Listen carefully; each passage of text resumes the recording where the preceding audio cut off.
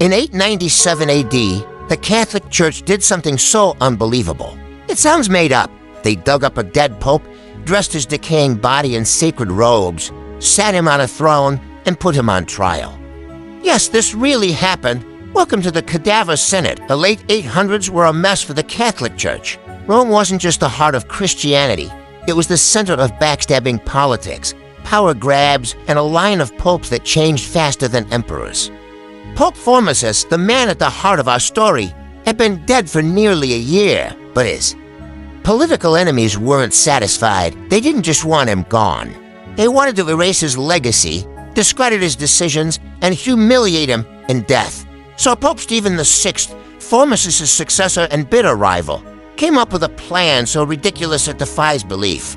In January of 897, under the candlelit arches of the Basilica of St. John Lateran, a courtroom was prepared, but not for a living defendant. Formosus' corpse, now bloated, decaying, and partially decomposed, was exhumed from its grave. He was dressed in full papal regalia, seated on a throne, and literally propped up to face a panel of judges. A deacon stood beside the corpse to speak on its behalf. The charges? Violating canon law by serving as a bishop in more than one place, being unworthy of the papacy, and honestly, just being politically inconvenient.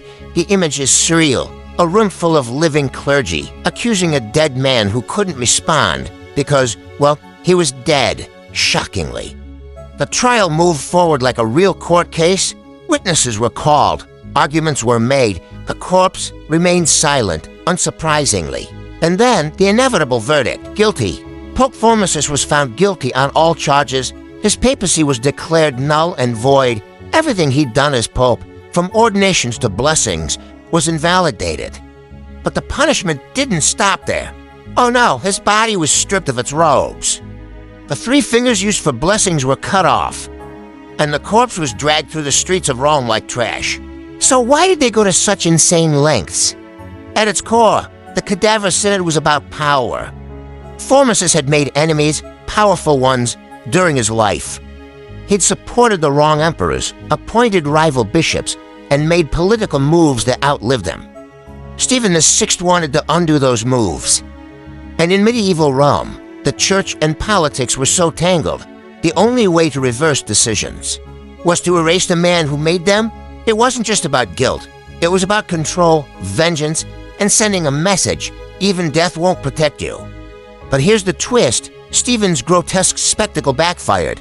Romans were horrified, even in a time of brutal punishments and public executions. Putting a corpse on trial crossed a line.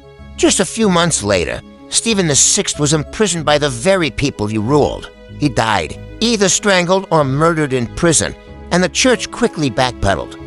The Cadaver Synod was declared invalid, Formosus was reburied with honors, and history moved on, sort of. Despite the church's best efforts to forget it ever happened, the Cadaver Synod became one of the most infamous events in Catholic history. It inspired debates for centuries. Some future popes defended it. Others were horrified. Historians still scratch their heads, not because it happened, but because no one stopped it. Imagine showing up to church and seeing a rotting pope in court robes, on trial in front of a crowd. It's the kind of thing you expect from a horror movie, not Vatican history. The Cadaver Synod proves one thing: sometimes truth is stranger and darker than fiction. A pope dug up another pope, put him on trial, and lost his own life over it.